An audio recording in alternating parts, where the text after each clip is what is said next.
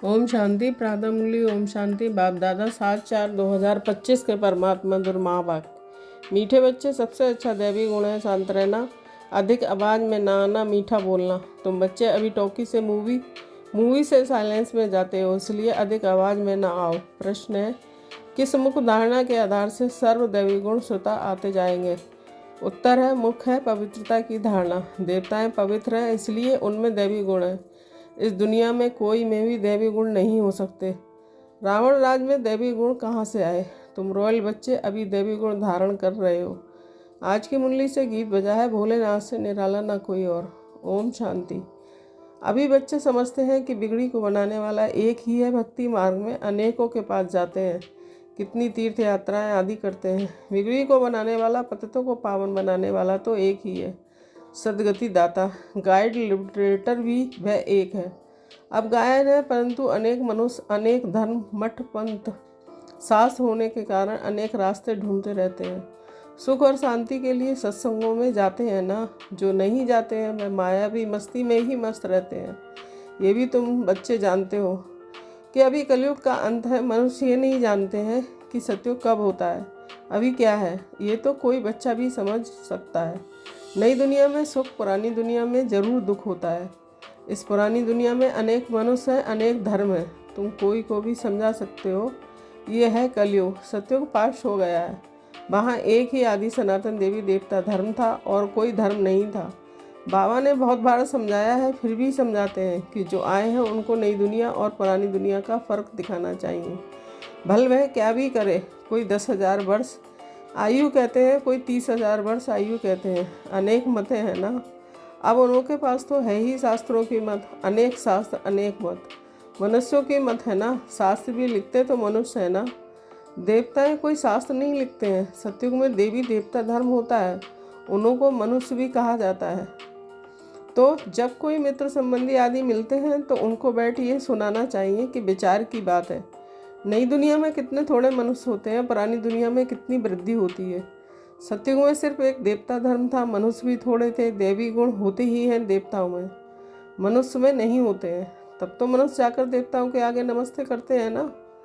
देवताओं की महिमा गाते हैं, जानते हैं कि वह स्वर्गवासी है, हम नरकवासी, कलयुगवासी हैं। मनुष्य में दैवी गुण हो ना सके।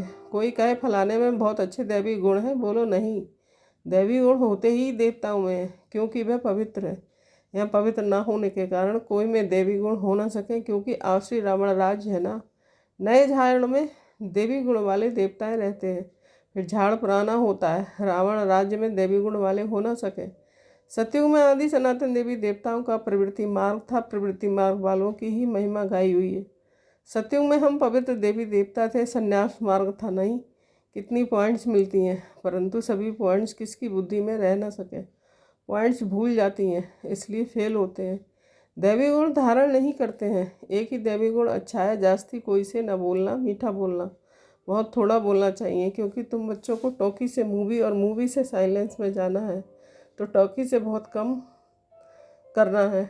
जो बहुत थोड़ा धीरे से बोलते हैं तो समझते हैं कि ये रॉयल घर का है, मुख से सदैव रतन निकले। सन्यासी अथवा कोई भी हो तो उनको नई और पुरानी दुनिया का कंट्रास्ट बताना चाहिए। सतयुग में देवी गुण वाले देवताएं थे, वह प्रवृत्ति मार्ग था। तुम सन्यासियों का धर्म ही अलग है, फिर भी ये तो समझते हो ना कि नई सृष्टि सतो प्रधान होती है, कभी तमो प्रधान है। आत्मा तमो प्रधान होती है तो शरीर भी तमो प्रधान मिलता है। अभी है ही पतित दुनिया, सबको पतित कहेंगे, वह है पावन सतो प्रधान दुनिया। वही नई दुनिया सो अब पुरानी होती है। इस समय सभी मनुष्य आत्माएं नास्तिक हैं, इसलिए ही हंगामे हैं। धनी को न जानने के कारण आपस में लड़ते झगड़ते रहते हैं। रचता और रचना को जानने वाले को आस्तिक कहा जाता है। संन्यास धर्म वाले तो नई दुनिया को जानते ही नहीं हैं, तो वहाँ आते ही नहीं हैं। बाप ने समझाया कि अभी सब आत्माएं तमो प्रधान बनी हैं, फिर सभी आत्मा को सतो प्रधान कौन बनाए? वह तो बाप ही बना सकते हैं। सतो प्रधान दुनिया में थोड़े मनुष्य होते हैं, बाकी सब मुक्ति धाम में रहते हैं। ब्रह्म तत्व जहाँ हम आत्माएं निवास करती हैं उनको कहा जाता है ब्राह्मण। आत्मा तो अविनाशी है, ये अविनाशी नाटक है जिसमें सभी आत्माओं का पार्ट है। नाटक कब शुरू होता है ये कभी कोई बता ना सके। यह अनादि ड्रामा है ना। बाप को सिर्फ पुरानी दुनिया को नई बनाने आना पड़ता है। ऐसे नहीं कि बाप नई सृष्टि रचते हैं, सब जब पतित होते हैं तभी पुकारते हैं। सत्युग में कोई पुकारते नहीं है ही पावन दुनिया। रावण पतित बनाते हैं, परम पिता परमात्मा आकर पावन बनाते हैं। आधा आधा जरूर हो कहेंगे, ब्रह्मा का दिन और ब्रह्मा की रात आधा आधा है। ज्ञान से दिन होता है, वहाँ अज्ञान है नहीं। भक्ति मार्ग को अंधेरा मार्ग कहा जाता है। देवताएं पुनर्जन्म लेते लेते फिर अंधेरे में आते हैं। इसलिए इस सीढ़ी में दिखाया है कि मनुष्य कैसे सतो रजो तमो में आते हैं। अभी सबकी जर्जरीभूत अवस्था है। बाप आते हैं ट्रांसफ़र करने यथार्थ मनुष्य को देवता बनाने। जब देवता थे तो आश्रय गुण वाले मनुष्य नहीं थे। अभी इन आश्रय गुण वालों को फिर दैवी गुण वाला कौन बनाए। अभी तो अनेक धर्म अनेक मनुष्य हैं, लड़ते झगड़ते रहते हैं। सत्युग में एक धर्म है तो दुख की कोई बात नहीं है। शास्त्र में तो बहुत दंत कथाएँ हैं जो जन्म जन्मांतर पढ़ते आए हैं। बाप कहते हैं कि ये सब भक्ति मार्ग के शास्त्र हैं, उनसे मुझे प्राप्त कर नहीं सकते। मुझे तो स्वयं एक ही बार आकर सबकी सदगति करनी है, ऐसे वापस कोई जा ना सके। बहुत धैर्य से बैठ समझाना चाहिए, हंगामा भी हो ना सके। उन लोगों को अपना अहंकार तो रहता है ना, साधु संतों के पास फॉलोअर्स भी रहते हैं। झट कह देंगे इनको भी ब्रह्मा कुमारियों का जादू लगा है। सयाने मनुष्य जो होंगे वे कहेंगे कि ये विचार करने योग बातें हैं। मेले प्रदर्शनी में अनेक प्रकार के आते हैं ना। प्रदर्शनी आदि में कोई भी आए तो उसे बड़े धैर्य से समझाना चाहिए, जैसे बाबा धीरज से समझा रहे हैं। बहुत ज़ोर से बोलना नहीं चाहिए। प्रदर्शनी में तो बहुत इकट्ठे हो जाते हैं ना, फिर कह देना चाहिए कि आप कुछ टाइम देकर एकांत में आकर ही समझेंगे तो आपको रचयिता और रचना का राज समझाएंगे। रचना के आदि मत अंत का ज्ञान रचयिता बाप ही समझाते हैं, बाकी तो सब नेति नेति ही करके जाते हैं। कोई भी मनुष्य जा ना सके। ज्ञान से सद्गति हो जाती है, फिर ज्ञान की दरकार नहीं होती है। ये नॉलेज सिवाय बाप के और कोई समझा ना सके। समझाने वाला कोई बुजुर्ग होता तो मनुष्य समझेंगे ये भी अनुभवी है, जरूर सत्संग आदि किया होगा। कोई बच्चे समझाएंगे तो कहेंगे ये क्या जाने। तो ऐसे ऐसे को बुजुर्ग का असर पड़ सकता है। बाप एक ही बार आकर ये नॉलेज समझाते हैं, तमो प्रधान से सतो प्रधान बनाते हैं। माताएं बैठ उनको समझाएंगी तो खुश होंगे। बोलो ज्ञान सागर बाप ने ज्ञान का कलश हम माताओं को दिया है, जो हम फिर औरों को देते हैं। बहुत नम्रता से बोलते रहना है। शिव ही ज्ञान का सागर है जो हमको ज्ञान सुनाते हैं। कहते हैं मैं तुम आत्माओं के द्वारा मुक्ति जीवन मुक्ति के गेट्स खोलता हूँ और कोई खोल ना सके। हम अभी परमात्मा के द्वारा पढ़ रहे हैं, हमको कोई मनुष्य नहीं पढ़ाते हैं। ज्ञान का सागर एक ही परमपिता परमात्मा है। तुम सब भक्ति के सागर हो, भक्ति की अथॉरिटी हो ना, कि ज्ञान की अथॉरिटी एक मैं ही हूँ। महिमा भी एक की करते हैं, वही ऊंच से ऊंच है। हम उनको ही मानते हैं, वह हमको ब्रह्मा तन से पढ़ाते हैं। इसलिए ब्रह्मा कुमार कुमारियाँ गाए हुए हैं। ऐसे बहुत मीठे रूप में बैठ समझाओ, भल कितना भी पढ़ा हुआ हो। ढेर प्रश्न करते हैं। पहले पहले तो बाप पर ही निश्चय कराना है। पहले तुम ये समझो कि रचता बाप है बा नहीं। सभी का रचता एक ही शिव बाबा है, वही ज्ञान का सागर है। बाप टीचर सतगुरु है। पहले तो ये निश्चय बुद्धि हो कि रचता बाप की रचना के आदि मत अंत का ज्ञान देते हैं, वही हमको समझाते हैं। वह तो जरूर राइट ही समझाएंगे, फिर कोई प्रश्न उठ ना सके। बाप आते ही हैं संगम पर, सिर्फ कहते हैं कि मुझे याद करो तो पाप भस्म हो जाए। हमारा काम ही है पतित को पावन बनाने का। अभी तमो प्रधान दुनिया है, पतित पावन बाप बिगर कोई की जीवन मुक्ति मिल ना सके। सभी गंगा स्नान करने जाते हैं तो पतित ठहरे ना। मैं कहता नहीं हूँ कि गंगा स्नान करो, मैं तो कहता हूँ मामे का याद करो। मैं तुम सभी आस्कों का मासिक हूँ, अभी एक मासूक को याद करते हैं। रचना का क्यूरेटर एक बाप ही है। वह कहते हैं देय मानिबन मुझे याद करो तो इस योग अग्नि से विक्रम विनाश होंगे। ये योग बाप अभी ही सिखलाते हैं, जबकि पुरानी दुनिया बदल रही है, विनाश सामने खड़ा है। अभी हम देवता बन रहे हैं। बाप कितना सहज बताते हैं। बाप के सामने भल सुनते हैं, परंतु एक रस हो नहीं सुनते हैं। बुद्धि और तरफ भागती रहती है।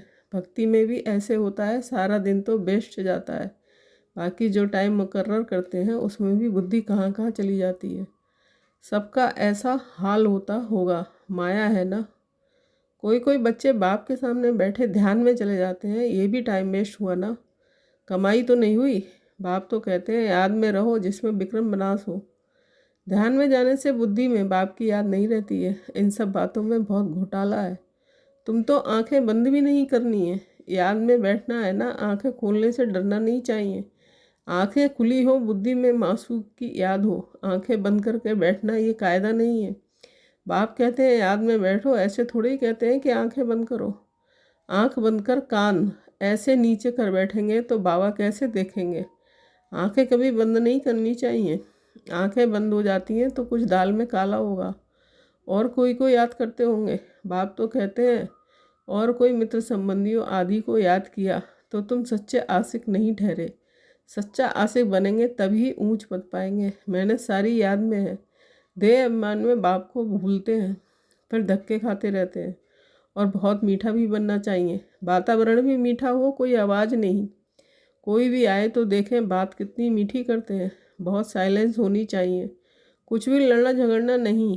तो जैसे बाप टीचर गुरु तीनों की निंदा कराते हैं, वह फिर पद भी बहुत कम पाएंगे। बच्चों को अब समझ तो मिली है। बाप कहते हैं कि हम तुमको पढ़ाते हैं ऊंच पद पाने के लिए, पढ़कर फिर औरों को पढ़ाना है। खुद भी समझ सकते हो कि हम तो कोई को सुनाते नहीं हैं, तो क्या पद पाएंगे। प्रजा नहीं बनाएंगे तो क्या बनेंगे। योग नहीं, ज्ञान नहीं, तो फिर जरूर पड़े हुए के आगे भरी ढोनी पड़ेगी। अपने को देखना चाहिए कि इस समय नापास हुए, कम पद पाया तो कल्प कल्पांतर कम पद हो जाएगा। बाप का काम है समझाना, नहीं समझेंगे तो अपना पद भ्रष्ट करेंगे। कैसे जिसको भी समझाना चाहिए ये भी बाबा समझाते रहते हैं। कितना थोड़ा और आहिस्ते बोलेंगे उतना अच्छा है। बाबा सर्विस करने वालों की महिमा भी करते हैं ना। बहुत अच्छी सर्विस करते हैं तो बाबा की दिल पर चढ़ते हैं। सर्विस से ही तो दिल पर चढ़ेंगे ना। याद की यात्रा भी जरूर चाहिए, तभी सतो प्रधान बनेंगे। सज़ा जास्ती खाएंगे तो पद कम हो जाएगा। पाप भस्म नहीं होते तो सज़ा बहुत खानी पड़ती है। पद भी कम हो जाता है, उसको घाटा कहा जाता है। ये भी व्यापार है ना, घाटे में नहीं जाना चाहिए। दैवी गुण धारण करो, ऊंच बनना चाहिए। बाबा प्रकृति के लिए किस्म किस्म की बातें सुनाते हैं। अब जो करेंगे सो पाएंगे। तुमको परिस्तानी बनना है, गुण भी ऐसे धारण करने हैं। अच्छा, मीठे मीठे सिकीले बच्चों के प्रति माता पिता बाप दादा का याद प्यार गुड मॉर्निंग। रूहानी बाप की रूहानी बच्चों को नमस्ते। हम रूहानी बच्चों की रूहानी माता पिता बाप दादा को याद प्यार गुड मॉर्निंग नमस्ते। शुक्रिया बाबा, शुक्रिया। धारणा के लिए मुख्य सार 1 पॉइंट। किसी से भी नम्रता पूर्वक और धीरे से बातचीत करनी है। बोलचाल बहुत मीठा हो, साइलेंस का वातावरण हो, कोई भी आवाज़ ना हो, तब सर्विस की सफलता होगी। सेकंड, सच्चा आशिक बन एक मासूक को याद करना है। याद में कभी आंखें बंद कर कान नीचे करके नहीं बैठना है। देह अभिमानी होकर रहना है। वरदान, सर्व खजानों को स्व के प्रति और औरों के प्रति यूज करने वाले अखंड महादानी भाव। स्पष्टीकरण, जैसे बाप का भंडारा सदा चलता रहता है, रोज़ देते हैं, ऐसे आपका भी अखंड लंगर चलता रहे, क्योंकि आपके पास ज्ञान का, शक्तियों का, खुशियों का भरपूर भंडारा है। इसे साथ में रखने व यूज करने से कोई भी खतरा नहीं है। ये भंडारा खुला होगा तो चोर नहीं आएगा, बंद रखेंगे तो चोर आ जाएंगे। इसलिए रोज़ अपने मिले हुए खजानों को देखो और स्व के प्रति और औरों के प्रति यूज करो तो अखंड महादानी बन जाएंगे। स्लोगन, सुने हुए को मनन करो, मनन करने से ही शक्तिशाली बनेंगे। अव्यक्त इशारे, कंबाइंड रूप की स्मृति से सदा विजयी बनो। सेवा और स्थिति, बाप और आप, ये कंबाइंड स्थिति, कंबाइंड सेवा करो तो सदा फरिश्ते स्वरूप का अनुभव करेंगे। सदा बाप के साथ भी हैं और साथी भी हैं, ये डबल अनुभव हो। स्व की लगन में सदा साथ का अनुभव करो और सेवा में सदा साथी का अनुभव करो। ओम शांति। Thank you Baba.